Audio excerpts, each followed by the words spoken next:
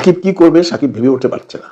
রায়হান রাফি হয়তো ভেবেছিল এই ধরনের সিন সাকিব খানের সাথে করবে, সাকিব খান রাজি হয়নি, তখন এই দৃশ্যকে তারা জয়া আহসানের কাছে ক্যামিও হিসেবে উপস্থাপন করে শুটিং করে ফেলেছে। প্রিয় সাকিবিয়ান ভাই বোনেরা, তো আমি একটা ভিডিও দিয়েছি, সেটা মধ্যে সকালে বলেছি যে সাকিব খানের তাণ্ডবে আফরান নিশু নাই।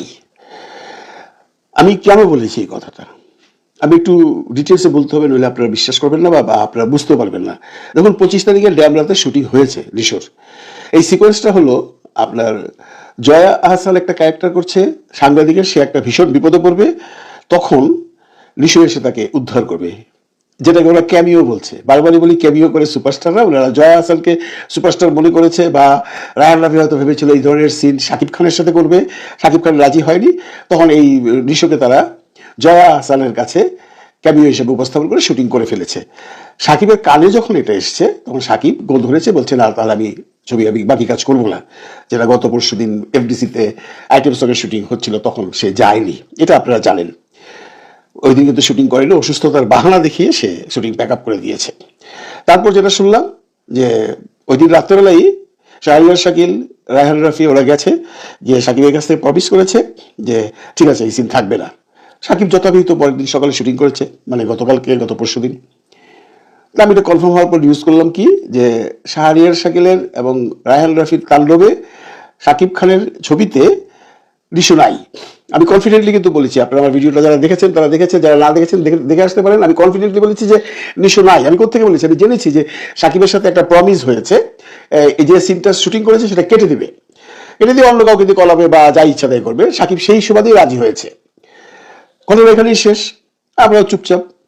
আমাকে এই ঘন্টাখানিক আগে একজন ফোন করলো, নাম লাইভে জানলেন। আমি তার কাছ থেকে পুরো ঘটনাটা শুনে অবাক হয়ে গেলাম। দেখুন এমনিতেই সাকিব খানের সাথে এই ছবি নিয়ে সাকিবিয়ানদের মধ্যে একটা মনোমালিন্য চলছে। সাকিবিয়ানদের মধ্যে দুইটা গ্রুপ হয়ে গেছে। নিশোর যারা ভক্ত তারা সাকিব সম্পর্কে উল্টাপাল্টা কথা বলছে যে নিশো থাকলেই ছবি চলবে, কিছু লাগবে না। এবং বেশ কিছু সাকিব নামধারী যারা কন্টেন্ট ক্রিয়েটার আছে, যারা সাকিবের কন্টেন্ট করে খায়, তারাও এখন অন্য সুরে কথা বলছেন। মোস্ট প্রবাবলি এদের সাথে রায়হান রাফি বা শাহরিয়ার শাকিলের কোনো একটা সম্পর্ক হয়েছে। করুক। আরেকটা গ্রুপ যারা রিয়েল সাকিবিয়ান তারা কি বলছে? তারা বলছে যে সাকিব খানের কাছে যদি ওপেনলি ক্ষমা না চায় তাহলে আমরা বয়কট করব। এবং বয়কট করার যে সংখ্যাটা খুব কম নয় সেটা কিন্তু বোঝা গেছে আজকের মানে গতকালকের টাইটেল ট্র্যাক দেখেই। ওর ভিউ এমন ভালো হয়নি। আমি এতগুলো কথা এই জন্য বলছি যে এখন যেটা খবর পেলাম সেটা হলো তারা গানের শুটিং শেষ করে ফেলেছে। এটা কাটবে না, এটা থাকবে ছবিতে। তো সাকিব অসহায়। সাকিব বলল যে আমি কিন্তু বিশ্বস্ত সূত্রের কথা বলছি, বিশ্বাস করা না করা আপনাদের ব্যাপার। সাকিব বলল রাখবা তাহলে ওকে ক্ষমা চাইতে বলো। তো ও ক্ষমা চাইবে, চাইবে ক্ষমা কিন্তু চাচ্ছে না এখন পর্যন্ত। এখন নতুন কথা যেটা বলছে শাহরিয়ার শাকিল সাহেব বলছেন না ও কেন ক্ষমা চাইবে, আমার ফ্রেন্ড ও ক্ষমা চাইবে না। সাকিব শ্রীকান্ত মেহতার সাথে কথা বলেছে, কলকাতার যে প্রডিউসার, সেও রিকোয়েস্ট করেছে ক্ষমা চাইবার জন্য, যে ঠিক আছে সিন যদি রাখতে হয় তাহলে ক্ষমা চাইতে হবে। কিন্তু নিশো তো আপনারা জানেন ও কম ঠেড়া না, ও চাইবে না ক্ষমা। এবং ওকে সাহস দিচ্ছে কারা? রায়হান রাফি আর শাহরিয়ার শাকিল। বলছে তোমার ক্ষমা চাওয়ার দরকার, দেখি সাকিব কি করে।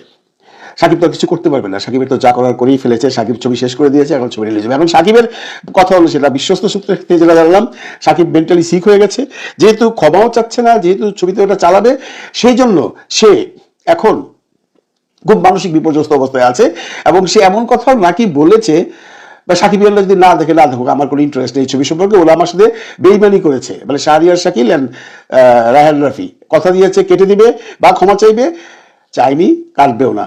আমি অসহায়। আর অসহায় কথাটা আসার পর কিন্তু আপনাদেরকে একটু অতীতে যেতেই হবে। যারা সাকিবকে ভালোবাসেন আপনারা জানেন এখানে একটা রাজনৈতিক খেলা চলছে।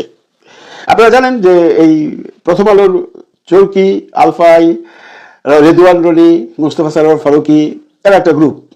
আর ফারুকি সাহেব তো একটা জায়গায় আছেন, মন্ত্রিত্বে আছেন, উপদেষ্টা হিসেবে আছেন। ওদের শক্তিটা অন্যরকম। ওরা প্রথম আলোর গ্রুপের সাথে কাজ করে, প্রথম আলোর শক্তিটা অন্যরকম। এখানে সাকিব খান পারছে না, সাকিব খান ওদের সাথে পারছে না। কারণ সাকিবের একটা দুর্বলতা আছে, সেই পুরনো কথায় আসতে হয়, শেখ হাসিনার জন্য উনি ভোট চেয়েছিল। এটাকে অস্ত্র নিয়ে তারা এখন খুব সম্ভব এই ধরনের আলোচনা হয়েছে। আমি এইটার ব্যাপারে শিওর না, কিন্তু তারা বেশ confident. Shahriar Shakil, Raihan Rafi is very confident, কাটবে না, ক্ষমাও চাইবে না। সাকিব কি করতে পারবে? সাকিব কিছু করতে পারবে না, কারণ সাকিবের ছবি করা শেষ। সাকিব যেটা বলেছে, আমি যা করার পরবর্তীতে করব, এবং পরবর্তীতে যদি কখনো ছবি বানাই ওদের সাথে তখন দেখা যাবে, আমি ওদের সাথে জীবনেও কাজ করবো, এমন কথা সাকিব বলেছে। কিন্তু আমি সেই বিশ্বস্ত সূত্রকে একটা কথা বলতে চাচ্ছিলাম যে এইভাবে তো ভিতরে ভিতরে কথা বললে চলবে না। সাকিবিয়ান যারা আছে তারা কিন্তু একটা বিরাট শক্তি। সাকিবের সাথে যদি এমন একটা কিছু হয়ে থাকে তাহলে রাস্তা নামতে প্রস্তুত। এখন সাকিবের বিপক্ষে যারা আছে, মানে সাকিবিয়ানদের বিপক্ষে যারা আছে, তারা কিন্তু একটা বড় শক্তি হয়ে গেছে এই রায়হান রাফি এবং শাহরিয়ার শাকিলের সান্নিধ্যে এসে। ওরাও আজকাল বহু বড় বড় কথা বলছে, ওরাও বলছে পারলে দেখাও, তোরা না দেখলে কি হবে, তোরা তো সিনেমাই বুঝিস না, এই ধরনের কথা শুনছি। কিন্তু আমি যেটা অ্যানালাইসিস করে দেখলাম, আপনারা জানেন আমি ইউটিউবে ভিডিও বানাই না, আমি ইউটিউবে এখন পলিটিক্যাল আলোচনা করি, ওখানে সিনেমা নিয়ে কোনো আলোচনা করি না, শুধু ফেসবুকে করি। তো আমি একটা জিনিস দেখলাম, ইউটিউবে যারা ওদের কন্টেন্টগুলো দেখছে ওখানে ম্যাক্সিমাম সাকিবিয়ানরাই এই ছবিটা না দেখার পক্ষে। এবং এর প্রমাণ একটাই যে আজকে যেভাবে কম ভিউ হলো তার এই টাইটেল ট্র্যাকটা, এটা ওদেরকে একটা ভাবনায় ফেলে দেওয়ার কথা, কিন্তু তারা সেই ভাবনায় পড়েনি। তারা এখনো গোদলে বসে আছে, এটা থাকবে, সাকিবের কাছে ক্ষমা চাইবে না। সাকিবের কথা আমি এখন কি করব? সাকিব একসময় রাগ করে বলেই দিয়েছে, সাকিবিয়ানরা যদি মনে করে আমার ছবি দেখবে না, না দেখো, ওরকম একটা বরবাদের ওরকম একটা তাণ্ডব না চললে আবার কিছু আসবে যাবে না। সাকিব কিন্তু এই ধরনের কথা বলার মানুষ না, সে কিন্তু জানে যে তার একটা ছবি না চললে তার কি হবে। কিন্তু সে এখন এতটুকু অ্যারোগেন্ট হয়ে গেছে, বা সে এতটুকু চাপে আছে, সে বলতে বাধ্য হচ্ছে আমি বলবো না সাকিবিয়ানদের, যারা আমাকে ভালোবাসে, যারা বলছে বয়কট করছে, তারা যেন বয়কট না করে, কারণ প্রোডাকশন হাউস আমার কোনো কথাই রাখেনি। যেহেতু রাখেনি, সেহেতু আমি সাকিবিয়ানদেরও কিছু বলবো না। আমি যে কথাগুলো বললাম দায়িত্ব নিয়ে বললাম, বিশ্বস্ত সূত্রে বললাম, এবং 100% এই ঘটনাটা ঘটেছে বলে এত এই রাত 2টার সময় বসে ভিডিওটা বানাচ্ছি, এবং এটা ছেড়ে দেবো একটু পরে। এখন এমত অবস্থায় সাকিব কি করবে সাকিব নিজেও যায় না। তো আমি আমার সেই সূত্রকে বললাম, তুমি সাকিবকে বলো একটা স্টেটমেন্ট দিতে। সাকিব কোনো স্টেটমেন্ট দিতেও রাজি না, এই জন্য যে রাজনৈতিকভাবে সে একটু পিছিয়ে আছে। বারবারই বলছি আপনাদের যে আমি, সাকিব চাচ্ছে না এই গ্রুপটার সাথে কোনো রকম ঝামেলায় যেতে, কারণ দেশের কি পরিস্থিতি আপনারা জানেন।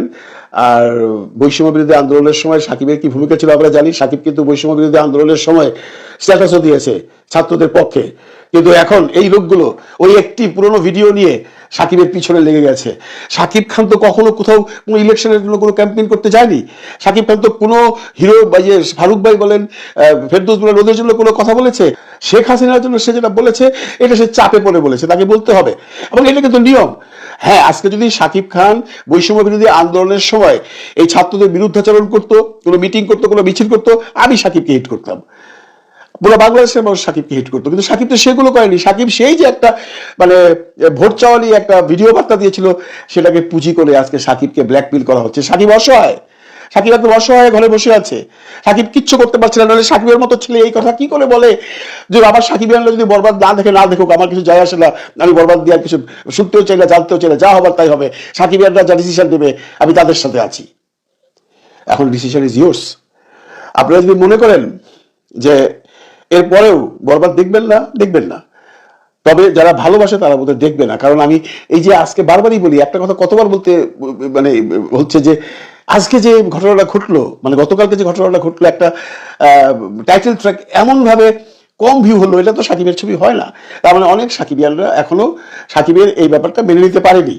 আমি যে বলেছিলাম যে নিশু নাই, আমি কিন্তু দায়িত্ব নিয়ে বলেছিলাম যে নিশু নাই মানে এটা কেটে দেবে, এটা থাকবে না ছবিতে, জয়া হাসানকে নিশু সেভ করবে না, এই কথা বলে কিন্তু সাকিবকে রাজি করানো হয়েছিল।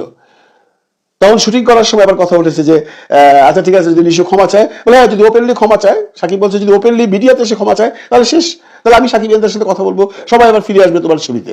এমন কথা রায়হান রাফিকে বলেছে। রায়হান রাফি গুলো পাত্তা দেয় না। এখন রায়হান রাফি এখন হ্যালো বলা একজন বড় পরিচালক, তার নামের উপরেই ছবি চলে। তো আমি এখনো বুঝতে পারছি না বরবাদের কি বলে তাণ্ডবের ভাগ্যে কি আছে। তাণ্ডব যেভাবে খেলাখেলি শুরু করে দিয়েছে, তারা বিভিন্ন ইউটিউবারদেরকে এনে সাকিবিয়ানদের বিরুদ্ধাচরণ করাচ্ছে এবং সাকিবিয়ানদের গালাগালি করছে যারা রিয়েল সাকিবিয়ান, এবং তাদেরকে তারা বলছে এরা সব বস্তিবাসী। এই জিনিসটা এরা করাচ্ছে, করিয়ে একটা গ্যাঞ্জাম লাগিয়ে দিচ্ছে। কিন্তু মূল কাহিনী হলো যার জন্য আমরা আজকে যুদ্ধ করছি, মানে সাকিবিয়ানরা যারা সাকিবের জন্য যুদ্ধ করছে, সেই সাকিব খানই এখন বিপদে। সাকিব কি করবে সাকিব ভেবে উঠতে পারছে না।